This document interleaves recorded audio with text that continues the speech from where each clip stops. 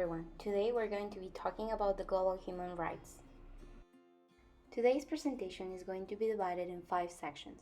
Introduction, present the global human rights, analysis and specific rights, what to do if my human rights were violated, and a question and answer section. Enjoy. In 539 BC, the armies of Cyrus the Great, the first king of ancient Persia, conquered the city of Babylon, but it was his next actions that marked a major advance for man. He freed the slaves, declared that all people had the rights to choose their own religion, and established racial equality. Known today as Cyrus the Cylinder, the ancient record has now been recognized as the world's first charter of human rights. From Babylon, the idea of human rights spread quickly to India, Greece, and eventually Rome. There, the concept of natural law arose in observation of the fact that people tended to follow certain unwritten laws in the course of life, and Roman law was based on rational ideas derived from the nature of things. Documents asserting individual rights, such as the Magna Carta in 1215, the Petition of Rights 1628, the U.S. Constitution 1787, the Friend Declaration of the Rights of Man and the Citizen 1789, and the U.S. Bill of Rights 1791 are the written persecutors to many of today's human rights documents. The Universal Declaration of Human Rights, which was adopted by the UN General Assembly on December 10, 1948, was the result of the experience of the Second World War. With the end of that war and the creation of the United Nations, the international community vowed never again to allow atrocities like those of that conflict happen again. World leaders decided to complement the UN Charter with a roadmap to guarantee the rights of every individual everywhere. The document they considered, and which would later become the Universal Declaration of Human Rights, was taken up at the first session of the General Assembly in 1946. Here is a picture of the International Bill of Human Rights. Today we're going to focus on 3 global human rights that have been constantly violated in Mexico. The first right I would like to talk about is liberty and security of a person. It focuses on preventing individuals' freedom from unreasonable detention as opposed to protecting personal safety. You have a right to your personal freedom. This means you must not be imprisoned or detained without a good reason or kidnapped by any means. A report released by the UN in October of 2019 stated that approximately 200 people of all ages, race, ethnicity, religion, etc. are kidnapped in Mexico per day. A way to prevent this from happening would be to avoid being in the public eye. Avoid showing off wealth because it is a trigger for kidnappers. Do not go out alone, and if you do, always notify somebody. Meet Ana Pau, a 14-year-old female who was kidnapped, drugged, and abused in Minatitlan, Veracruz in Mexico.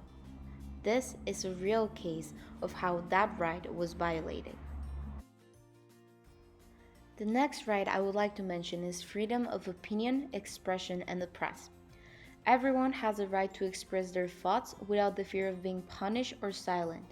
This is divided in 3 sections: opinion, expression, and the press. According to the statistics, between 2015 and 2020, there were 133 journalists who were murdered because of their work. Mexico is considered to be one of the world's most dangerous countries for news media, as they are often targeted. The current slide shows the demographics for the 133 murders in Mexico of journalists. It shows that 92% of those murders were men and 8% were women. It also showed the cases by state in Mexico. Meet Jorge Armenta. He was the director of media outlet at Medios Opson, who was reportedly under government protection after receiving threats. Journalist Jorge Armenta has been killed in an armed attack in Mexico's northern Sonora state, according to the authorities. Armenta was working on publishing an exposé not only on the drug cartels, but it also involved some government officials who had been previously linked to such terrifying organizations. Sadly, violence linked to drug trafficking and political corruption is rampant and many murders go unpunished. Another right that I would like to talk about is education.